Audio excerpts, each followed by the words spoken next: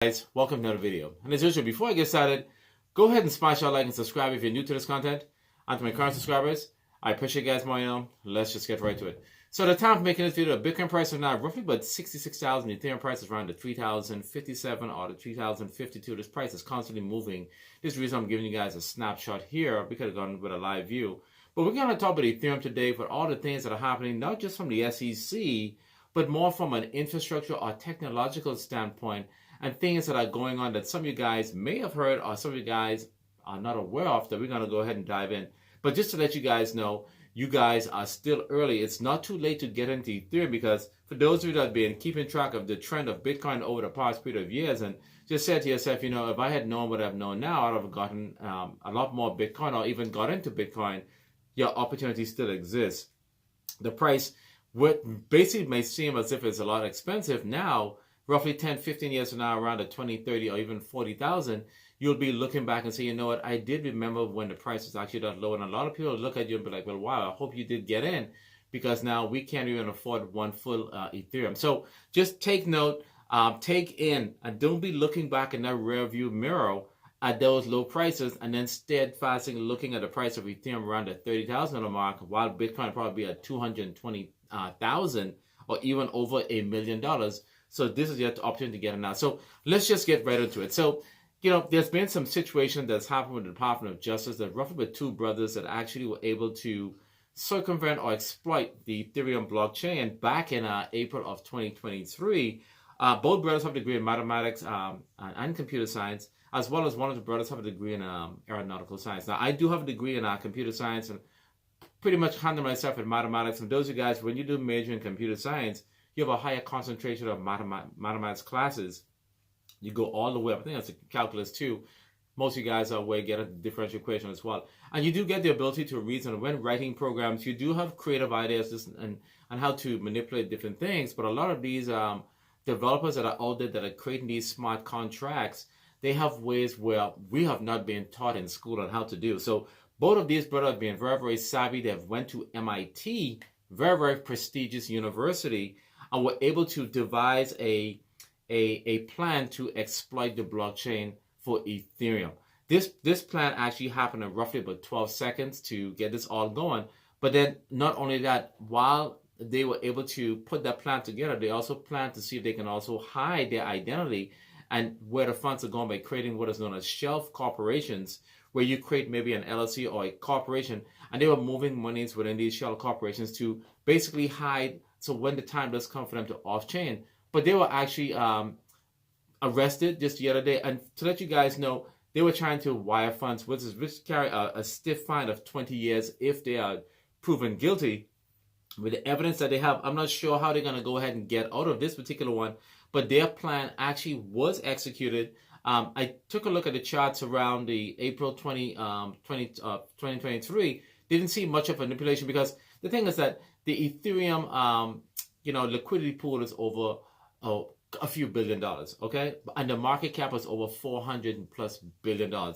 So when you see a pullback is not there for too long, you'll definitely see people try to go ahead and buy those dips, and the price tend to rally. That's what Bitcoin. Whenever you see the Bitcoin price, guys, take a big nosedive, that is to let you guys know somebody did a tremendous amount of selling. And I'm talking at a tremendous amount of millions, $50, $60 million plus. And then you'll see a little bit of a dip, because the fact that the liquidity pool for Bitcoin is so huge, it takes something really, really heavy for you to see it reflect on that chart.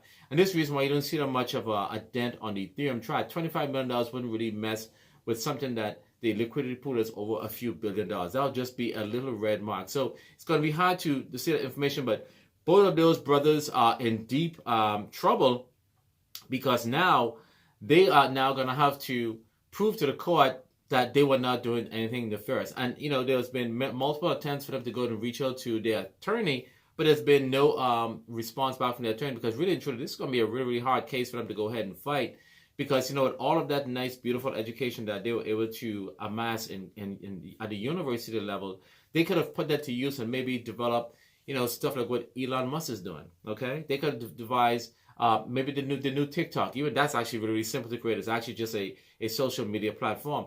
But but they could have come up with many different type of intricate type of a program. Maybe their very own cryptocurrency that can be compared and be what is known as a blue chip, or invest in big hedge funds. Maybe these kids already had the money and they probably just didn't need it, so they're using their technological skills to put to use, but they use it for the wrong reason.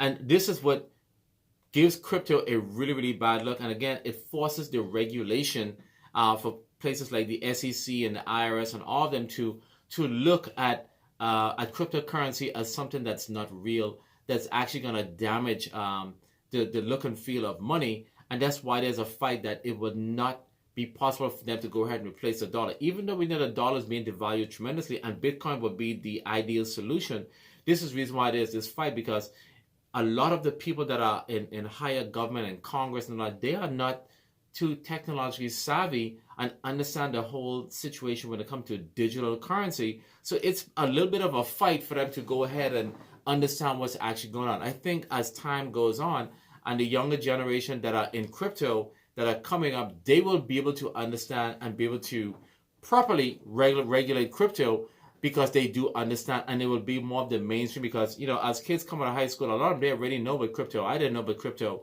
until later on in the years, and they will be able to know how to buy, sell, and know how transaction work, and they'll be discussing gas fees, and that'll be the new thing.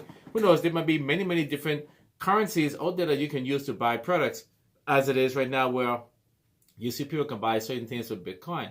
But not only that, you have the co-founder of Safe is actually implement and working with Vitalik and the consensus team to implement what is known as the the extraction layer of of the wallet, extraction layer account, where what they're trying to basically do is to treat the wallet or the wallet address basically like a smart contract. And what is a smart contract? A smart contract is basically the program behind the cryptocurrency, where they go ahead and create and then they compile that program. They give it a name. I mean, I've actually created my very own cryptocurrency, guys. I just never really published it. But you can create your very own contract and do it in Solidity. And what that will do, you can manipulate how many zeros you want, burn functions, what goes to the burn wallet. But they're adding this feature to not only create it safe for the wallet holders, but to allow it to be manipulated, where you can add a multi-sig contract, where you can set spending limits. And this is the adoption, the mass adoption that Ethereum is partnering up with all of these different companies to go ahead and make it even more easier for the users of these wallets, and the adoption to allow them to really understand crypto. And again, another reason why I am supporting Ethereum 100%, as well as how I do with our Bitcoin, because this mass adoption that Vitalik is doing is second to none. A lot of cryptocurrency are doing the best. We know Solana is doing a lot of different things as well. They are at the highest peak of technology, and they're doing great things. But Vitalik is constantly pushing the envelope, and it reminds me very much of how Elon Musk is doing as well. There is no boundaries with Elon Musk. Elon Musk is going to continue to reach until the very end.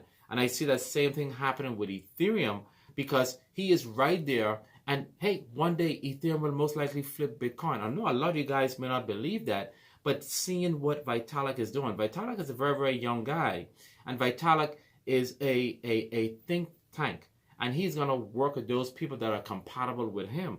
And this is the reason why you want to get into something where you know somebody is constantly innovating with that technology, and you want to invest in that project, like how a lot of people are investing in Tesla, like myself, because I am a believer of what Elon Musk is doing.